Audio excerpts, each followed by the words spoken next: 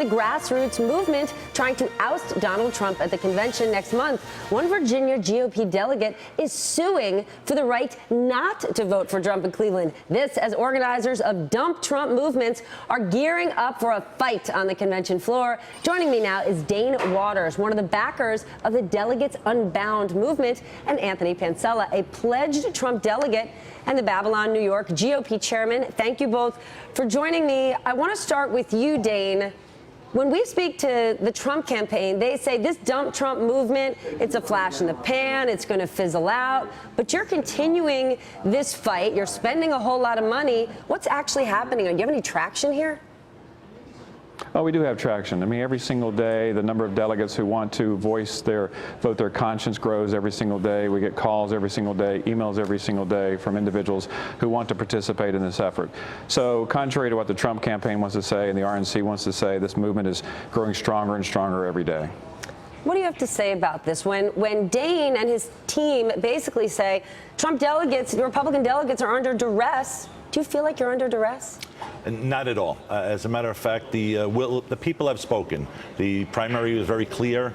In New York alone, we know that Donald Trump won 91 out of 94 delegates. Those delegates are pledged to Donald Trump. To me, it's much to do about nothing. It's a small group of people. I think they're people that probably were with Kasich or Cruz or Rubio, and they might not be coming around as quickly as we want them to. So you're saying Dane is just a sore loser and he needs to stop the noise?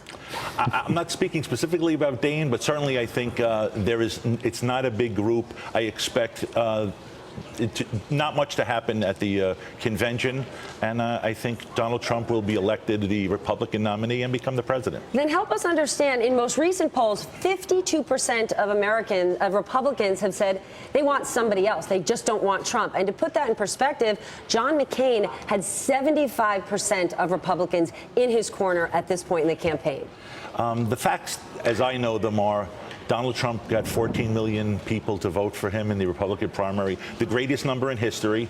He won 37 out of 37 states, and he has more than enough delegates to be elected the nominee, and I expect him to be the nominee. All right, Dane, Anthony does not seem to be under duress. It seems like he's all Trump all the way. So help me make the case. We've got a delegate sitting in front of me. How are you going to turn him? Well, I mean, the reality is Donald Trump only received 46% of all those voters in the Republican primaries and caucuses, meaning that 54% of those that voted did not want Donald Trump.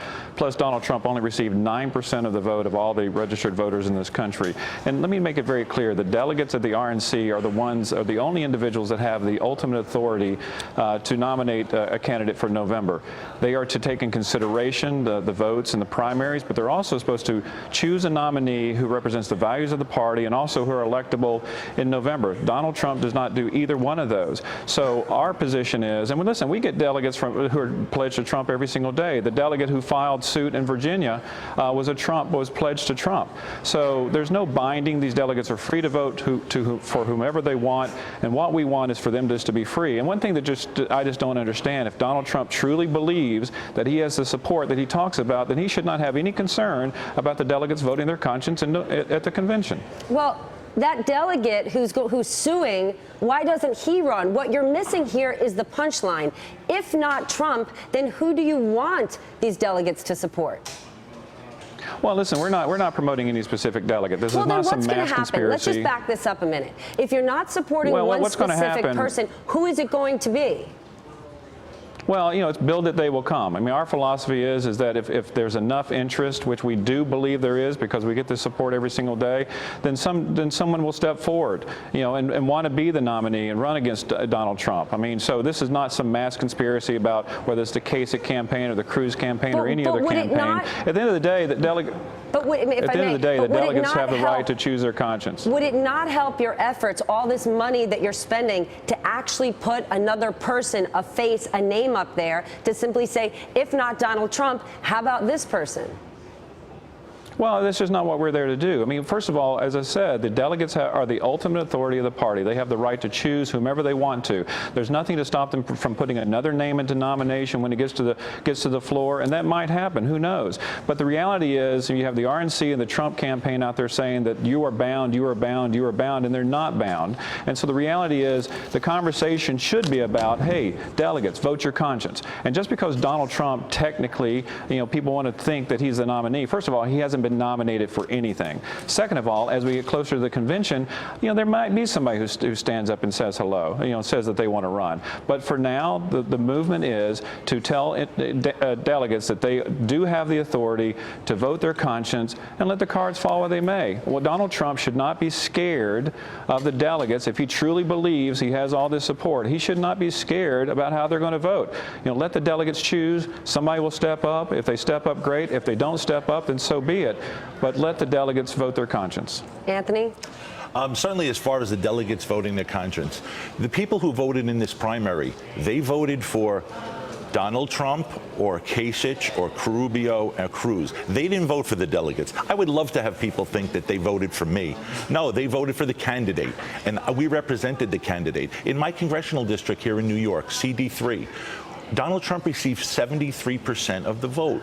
It would be an abomination for me to determine I'm going to vote who I want to vote for. I represent those people. The will of the people have spoken. I'm going to fulfill the will of the people, and I think that's what's going to happen at the primary. I certainly don't think this is going to amount to much. I think the outrage should be the candidacy of Hillary Clinton should be the outrage of Republicans, not that Donald Trump overwhelmingly won 37 states and got more votes than anyone in Republican history. I believe 3 million more people voted in the Republican primary than in the Democratic primary, and about 46% of the vote for Donald Trump. There were 17 candidates. 46% is an outrageous amount of votes for somebody for an election with so many candidates. I believe Ohio is going to be pretty exciting. Thank you both, Dane Waters and Anthony Pincella, for joining us. And from J.